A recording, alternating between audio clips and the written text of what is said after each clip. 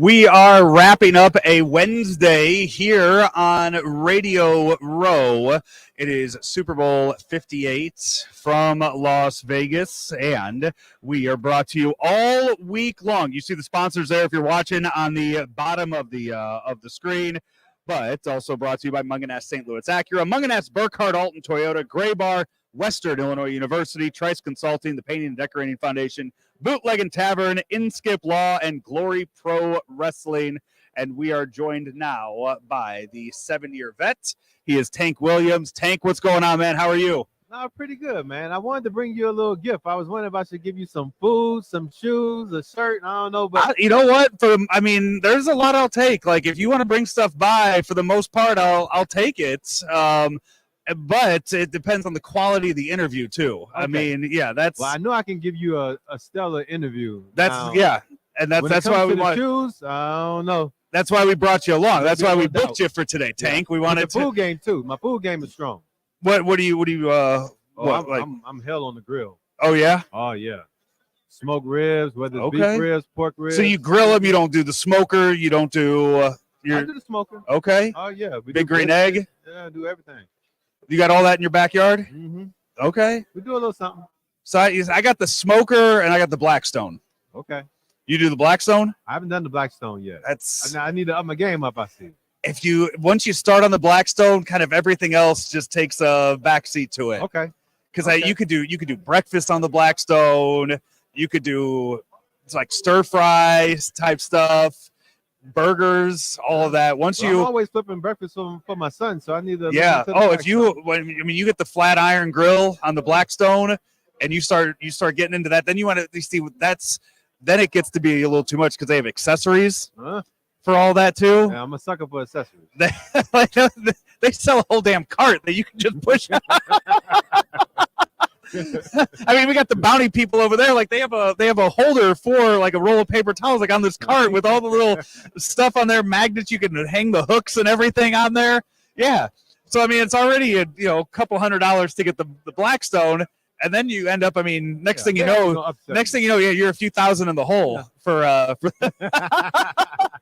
means the food better be good. All right. So You're eating a lot. Yeah. You're eating, and you doesn't look former NFL player. How hard is that transition going from playing and the diet and everything like that to then having to figure it out how to live life, not playing, practicing, doing that every day? Because how many years of your life were you playing football? Yeah, I started playing football at the age of 6, so it can be a challenge when all you've done since a young child is eat, sleep, and dream football. Yeah. So when I retired from the NFL in 2009, it was a little bit of a challenge. You have to figure out what's going to be best for you. I started working in real estate for a little bit and then got into the media industry in 2015. And that reconnected me to the game of football, reconnected me to the NFL.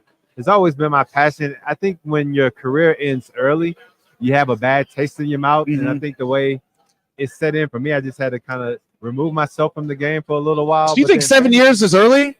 Yeah. In the NFL, because in the NFL, like 3 years. Yeah. But I planned on my career going differently than it did. I had not everyone can be Tom Brady. Not everyone can play till they're 45. But then Tom Brady was healthy for the most part. Right. I had 3 knee injuries. I actually rehabbed with Tom Brady when I was in New England for a year. Mm-hmm. It was the year that he blew out his knee, and so we were rehab buddies. So that's like a little weird story. But yeah, so it takes a little bit of time to figure things out, but kind of found my path in the sports media industry, talking fantasy, talking sports betting, and obviously the X's and O's. And when you have a good product like we have in the NFL right now, It makes your job easy. What were you like as a player when it came to the media, coming in the locker room? Because there's a lot of guys that just don't want to talk.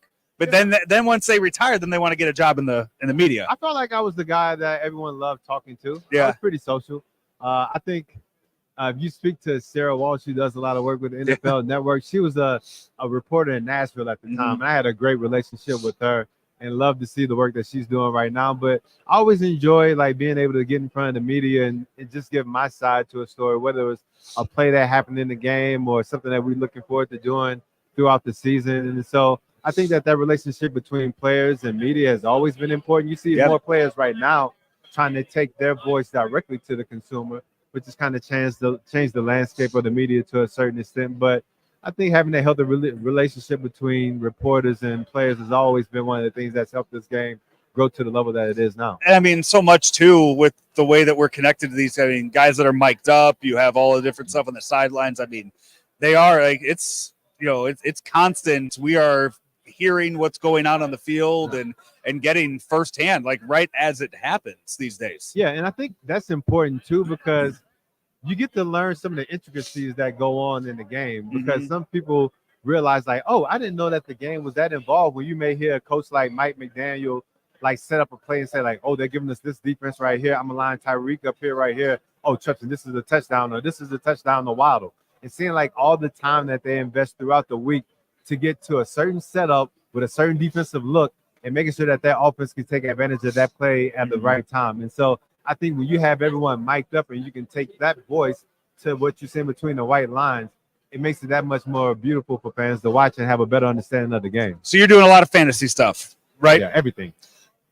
As far as fantasy goes, how much has that changed with the way that sports betting has just kind of exploded recently? I think fantasy was really the genesis of it. I mean, obviously that just used to be, you and 10 friends doing a league together, and that now you have the daily stuff and you have everything else that is just at the click of a finger, at the button. And that's the thing. Like, I really didn't know too much about fantasy football until I retired. But then it all made sense to me, because when I was playing, my buddies from college would call me up and be like, hey, how's your defense going to play against this team this week? And I was like, oh, man, like, we've been working hard. Like, I think we got an answer for the running back and the tight end and stuff. Then come to find out those fools would pick me up because they was playing our defense on fantasy, or had us as individual players and stuff like IDP.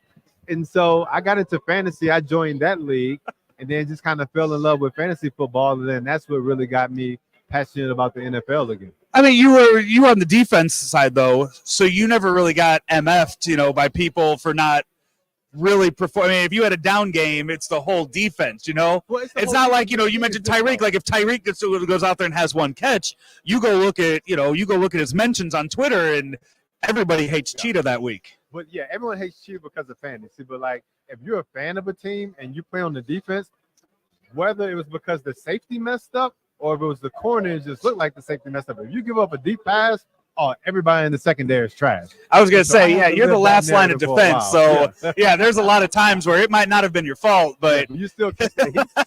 But the good thing is that social media wasn't as prevalent then as it is now. Or they're really set fire to you. So this game coming up on Sunday, what are you focusing on? I guess what catches your eye about this matchup? The major themes for me, if I look at it from a San Francisco 49ers offensive perspective, I know they have a lot of trust in Brock Purdy, but this is going to be the biggest game that he's ever played in.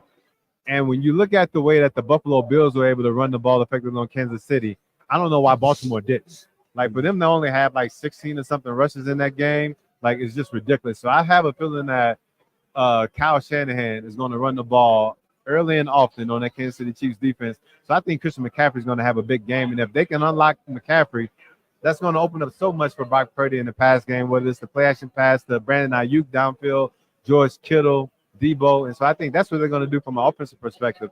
On defense, they got to stop the run, because it seems like everybody and their damn mama can run the ball against the San Francisco 49ers defense. And Andy Reid will be stubborn with Pacheco running the ball too if they can't stop it. All right, Tank, man. Good luck with all your stuff. With who are you with? Where can we find you? Oh, yeah. So you can find me on Valley Sports Network. They have a show, Live on the Line, sports betting show, and also do some fantasy work for Bleacher Report during the year. Or just find me on Tank Williams 13 on Twitter, X, IG. You can find all my content that I post on social media as well. Thanks so much, Tank. Yeah, thanks for having me. Can Graybar help my electrical and datacom jobs be more productive? Yep. Our supply chain services are designed to do just that. Like job site services? Yep. We deliver the products you need where and when you need them, no matter your industry. What if I have technical questions? Yep. Our specialists are top-notch. Emergency support? Yep.